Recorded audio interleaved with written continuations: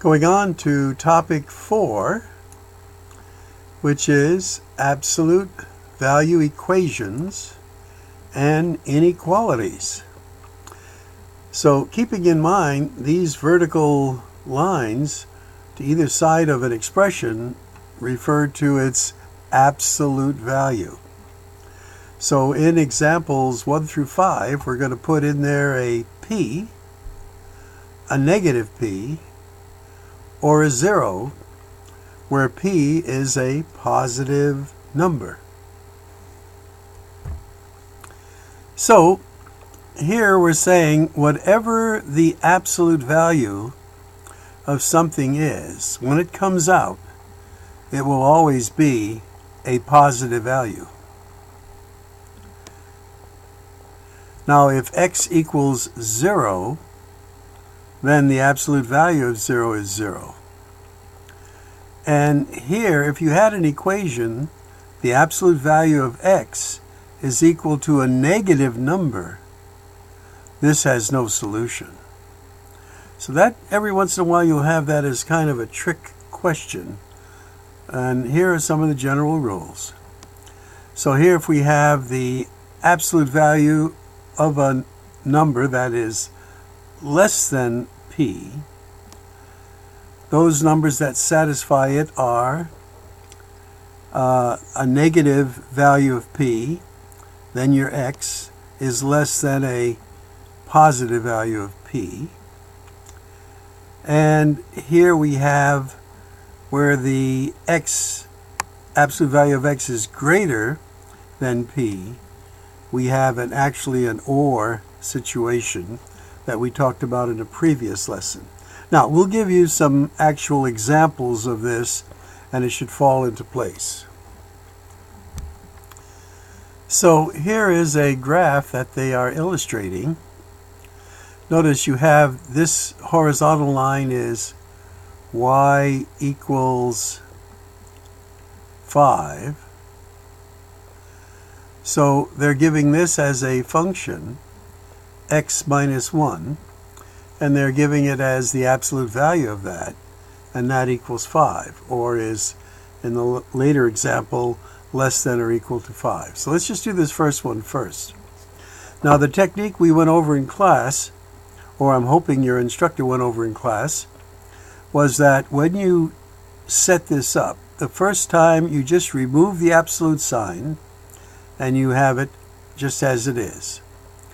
The second time you remove the absolute sign, and then change this 5 to a negative 5, because remember, it could be either or the other. So here we just transpose, and this becomes a 6. And here we transpose, that becomes a positive 1, and it gives you a negative 4. And what do you notice here? There are your answers on that particular graph when x is 5. So 5 is your your y coordinate, and then the negative 4 and the 6 are your x coordinates. Let's do number 7. Now when we do number 7, again it's very similar except for the inequality sign. We transpose the negative 1, this becomes a 6. Now here, when we transpose the negative 1 and are changing this sign, we also have to change the direction of our inequality. So that's key here, right here, this step right there. So for this one, when this becomes a negative, we have to change the direction of that. So now we end up with this. So in interval notation, since these are just not one numbers, this would be, again, negative 4 through 6 with brackets. That negative 4 and 6 are included in the set, and then all the other values in here. This is a conjunction. So some of these, as we solve it, are quite easy. For number 8, remember this could be a plus or minus 3.4. This one is only 0. Now here when we do it, we have to actually work it out like this. Write it without the inequality sign, and then write it, let's put an OR in there, and make our value here the negative value. So here this is going to become x equals 17, and here this becomes x equals negative 3. Now here's a trick question. Remember we said earlier that anytime we say the absolute value of something is equal to a negative, that can't be true. That is starting off. So there is no solution for this one. And for this one, it's going to be 3x minus 7 equals 4. And then or 3x minus 7 equals negative 4. So here we transpose, and we get 3x equals a negative, let me see, no, it's going to become a positive on that side. A positive 11. So here x equals 11 thirds for number 12. And on this one,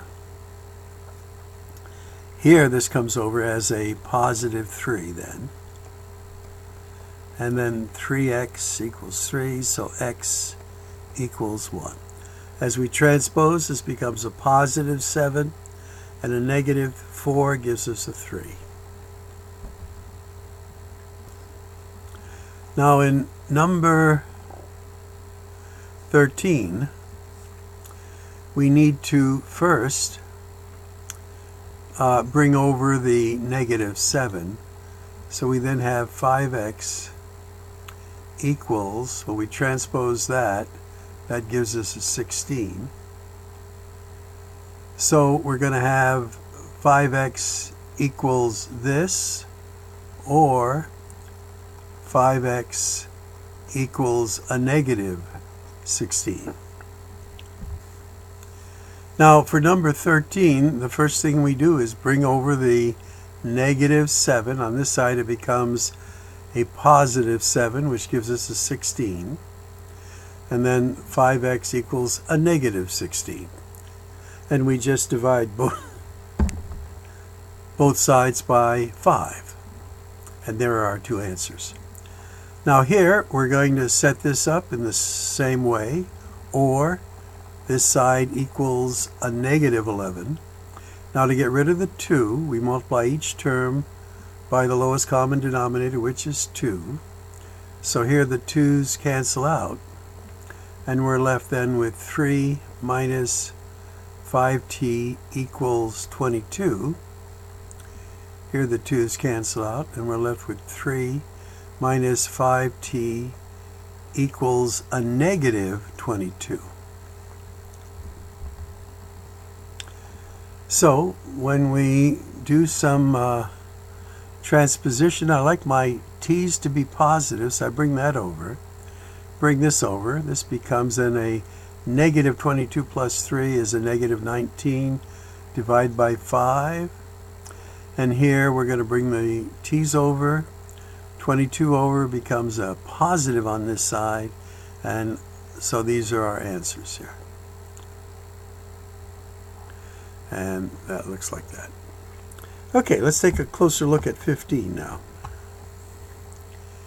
Here the main thing to consider is, what does this stand for? Well, they're saying that the function of x is this, and that the function of x, which is this, equals 15. So we just put that there as equal 15, or this as equal to a negative 15, and we solve it. Transpose the 9, we get a 6, divide by 2, we get a 3. Here we transpose the 9, that'll give us a negative 24. Divide by 2, we get a negative 12. Okay, let's move on. And we'll see in this next section where we have two sets of absolute signs. And what it will be is this without the absolute signs, and then a negative in front, which will change this sign and this sign. And that's what we'll have for the next few. Again, we wanted to show you a pattern, so we'll do some, and we'll see how it comes out. So as we go through these, let me change colors here.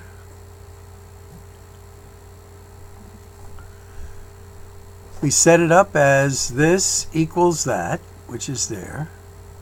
We're going to transpose the x, we get an x.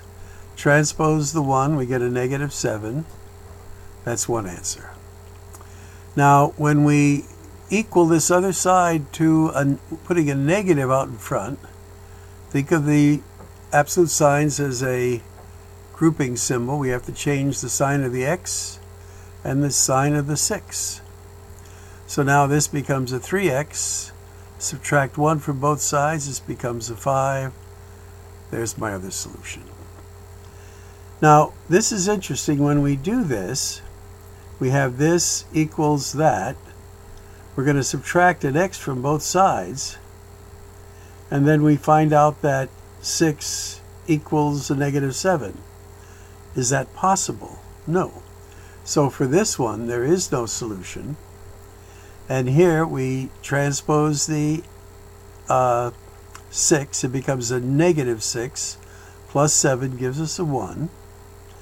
Transpose the x, that gives it a 2x, and we only have one solution for this one, 1/2. And then for number 18, it's very similar. Changing the signs, we get two answers.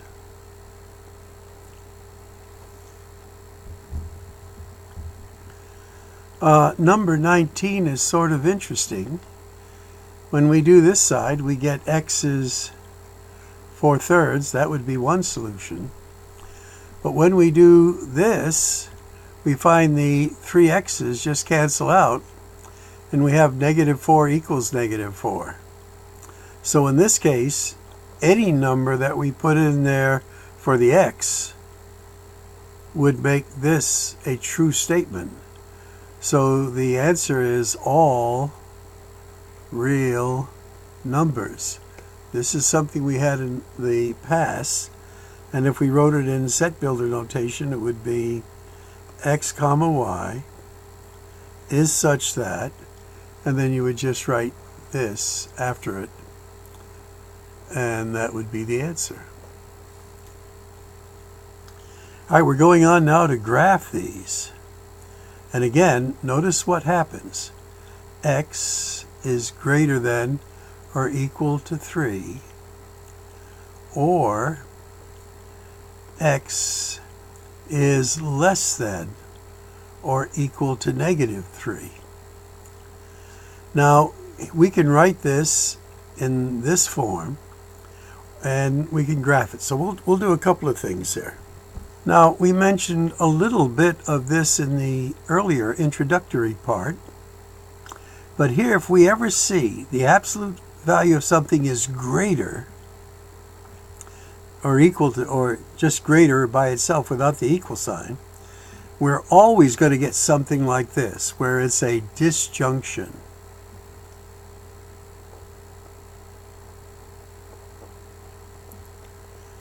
And you remember disjunctions were ors. Now, if the signs are the other way, x is less than initially, it's going to be a conjunction, and we'll see that actually in the next one here. Okay? So as we see here, when we set it up, x is less than 15, and x is greater than negative 15. And this is what it looks like. Now, we did some of these earlier. Remember, you could also show this as negative 15 with the x in the middle and the 15 there. Okay.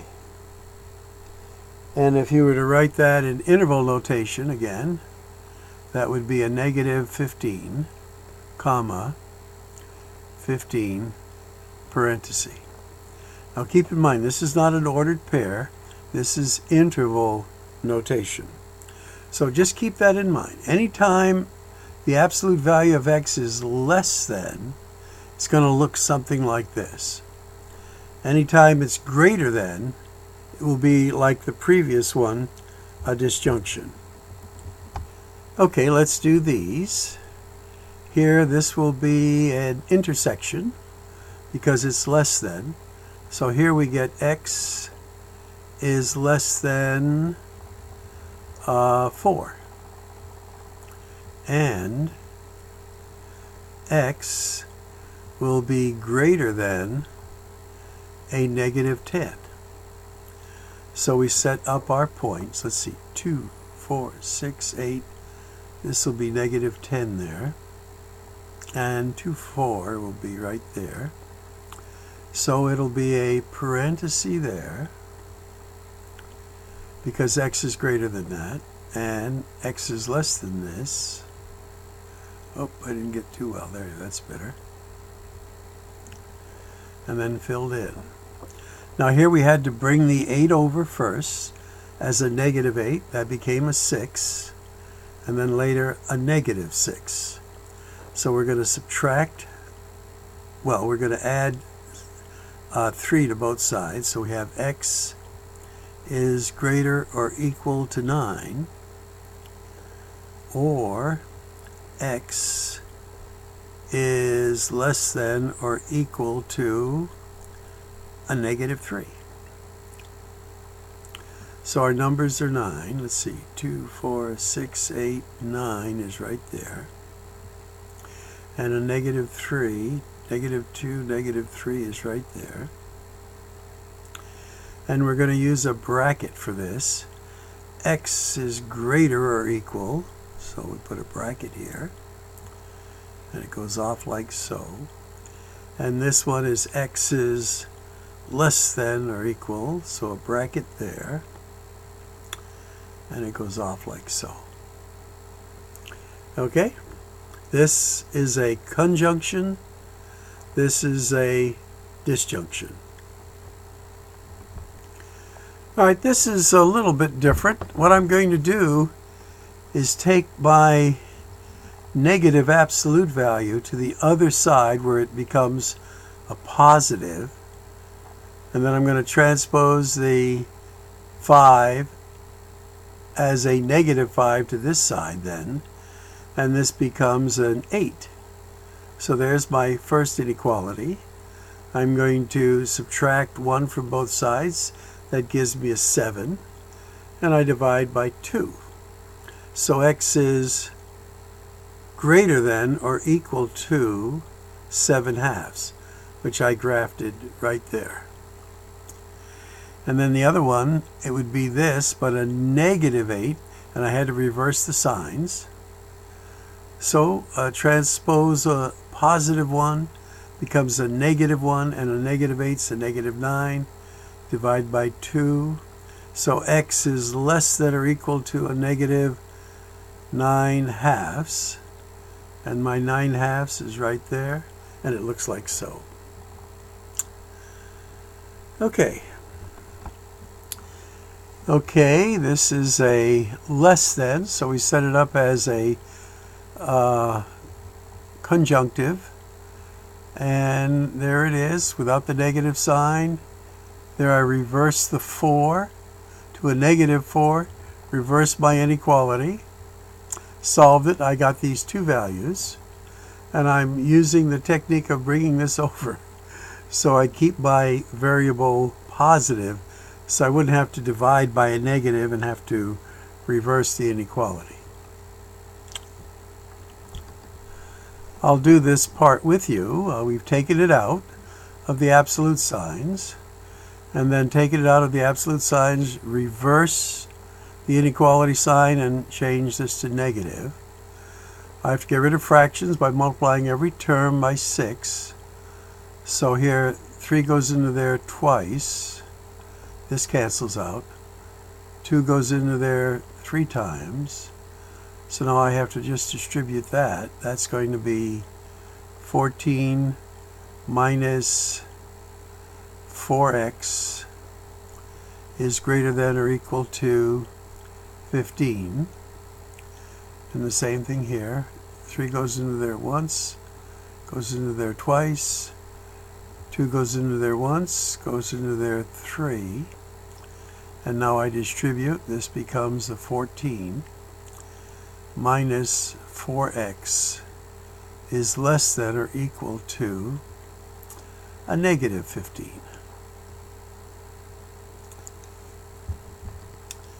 So once I got rid of the fractions, then this comes out to be x is less than or equal to a negative 1/4. So there's, I guess this is not too accurate here. Let's put 0 over here actually. This will be some other number. So it's very close to 0, negative 1/4. And then there's my line going this way. And then over here 29 fourths, 32 fourths would be 8. So again, the graph is not too accurate, but these are the right things, and that's how we got them. And again, try to keep your x's positive. That way you don't have to reverse the inequality sign. All right, last one. So in understanding 27, it says this is a function of this such that this function is greater than that.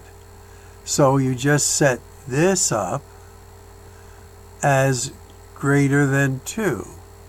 So this up as greater than 2. So it keeps it, so you understand at least how function notation integrates with this. All right, again, setting this up, I'm moving this negative to the other side, move the 2 to this side, that becomes a positive 3, and then I'm reversing this sign and making this a negative 3. So even though it looks like initially an or, it's going to become an and. So it'll be a conjunction. So when I solve this, I get 3/2. Solve this, I get a 0. So x is greater than 0, going this way, and x is less than 3/2. I could have jammed it in there, but I made it and spread it out a little bit more so you could see it. Well, okay, good luck on your quiz me's and homework, and later your test. I believe we have one more section to go.